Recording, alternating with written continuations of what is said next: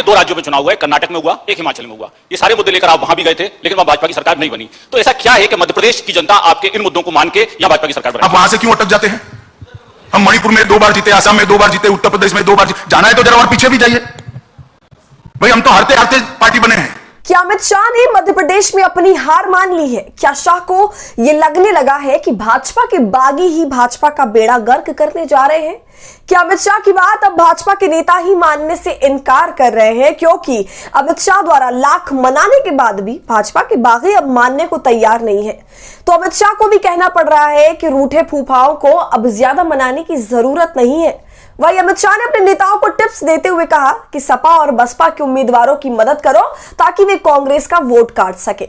अमित शाह के इस बयान पर कांग्रेस कहने लगी है कि भाजपा के सबसे बड़े स्वघोषित रणनीतिकार को तो चुनाव से पहले ही हार मान चुके हैं। नमस्कार, आदाब, आप देख रहे हैं खबर अड्डा और मैं हूं आपके साथ सुम्बुलीरम। बीजेपी के वरिष्ठ नेता और केंद्रीय गृह मंत्री अमित शाह ने सोमवार को ग्वालियर में चुनावी तैयारियों की समीक्षा की और ठंडे पड़ चुके भाजपा कार्यकर्ताओं में जोश भरने की कोशिश की, क्योंकि अमित शाह को भी पता है कि मध्य प्रदेश में पहले से ही भाजपा की सांसें फूली हुई है, लेकिन अब भाजपा के बागियों ने ही मध्य प्रदेश में भाजपा की खटिया खड़ी कर दी है।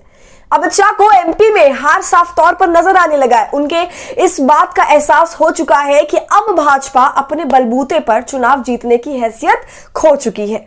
इसलिए शाह ने अपने कार्यकर्ताओं से कहा कि सपा और बसपा के उम्मीदवारों की मदद करो, ये जितने मजबूत होंगे उतना हमें फायदा होगा। सपा और बसपा के लोग ही कांग्रेस का वोट काटेंगे और कांग्रेस को सबसे ज्यादा नुकसान पहुंचाएंगे। इसलिए जहां जहां सपा और बसपा के उम्मीदवार हैं उनकी मदद करो।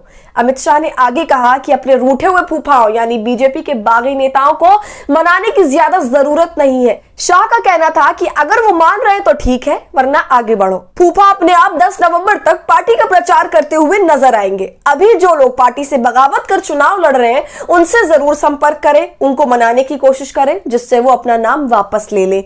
अगर जरूरत हो तो मुझसे भी बात कराएं। शाह ने कहा, जिन लाभार्थियों को डबल इंजन की सरकार का लाभ मिला है उनसे सीधे संपर्क करो, उनका वोट हर हालत में डले इसके प्रयास करो। अमित शाह ने रूठे हुए फूफाओं को ना मनाने पर और आगे बढ़ने की सलाह अपने नेताओं को इसलिए दी क्योंकि पिछले दिनों वो जबलपुर में नेताओं को समझाने बैठे थे, लेकिन शाह की मीटिंग खत्म होते ही भाजपा के बड़े नेता जबलपुर के महापौर प्रभात साहू ने अपना इस्तीफा भाजपा के मुंह पर मार दिया था, जिसके बाद अब शाह को लगने लगा है कि रूठे हुए फूफाओं को मनाने से कोई भी फायदा नहीं है, तो फिर फर्जी चाणक्यगिरी दिखाई जाए और सपा और बसपा के जरिए कांग्रेस का वोट काटा जाए। आज तक की खबर के मुताबिक अमित शाह जब सपा और बसपा के उम्मीदवारों को दाना पानी देने की बात कर रहे थे, उसी समय अशोकनगर के जिला अध्यक्ष ने कहा कि उनके यहाँ इन पार्टियों से जो उम्मीदवार खड़े हुए हैं वे काफी पैसे वाले हैं। इस पर शाह ने 2 टूक कहा, राजनीति में जो लोग पैसा कमा लेते हैं वे खर्च नहीं करना चाहते हैं, इसलिए इस चक्कर में मत पड़ना कि वे पैसे वाले हैं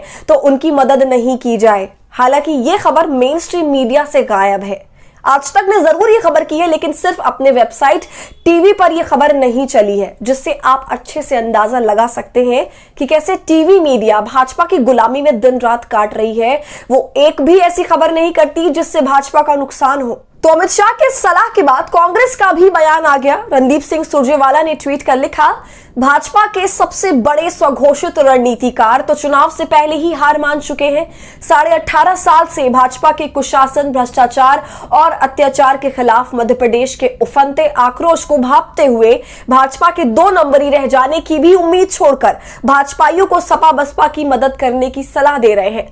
अब तो वो सुनिश्चित हार से पहले भाजपा में मचे भयंकर अंतर विरोध और विद्रोह के बहाने ही झूठ के गुब्बारे फुलाने वाले स्वघोषित मामा को भी रूठे फूफा बताकर मानने मनाने से मना कर रहे हैं। इस बीच मध्य प्रदेश की जनता भाजपा के कुकर्मों का हिसाब करने के लिए 17 नवंबर का इंतजार कर रही है। आ रही है कांग्रेस। तो अमित शाह द्वारा नाराज नेताओं को अब इग्नोर कर सपा और बसपा की मदद करने की सलाह को आप कैसे देखते हैं, हमें कमेंट कर जरूर बताएं। और हमारे फ्री जर्नलिज्म को आपके सपोर्ट की जरूरत है और वो तभी होगा जब आप जितना ज्यादा ज्वाइन के बटन का इस्तेमाल कर हमारे मेंबर बनेंगे और इससे हमारी हौसला अफजाई करेंगे। साथ ही अगर आप हमारा ये वीडियो यूट्यूब पर देख रहे हैं तो हमें सब्सक्राइब कर लीजिए, फेसबुक और इंस्टाग्राम पर देख रहे हैं तो खबर अड्डा को फॉलो कर लीजिए।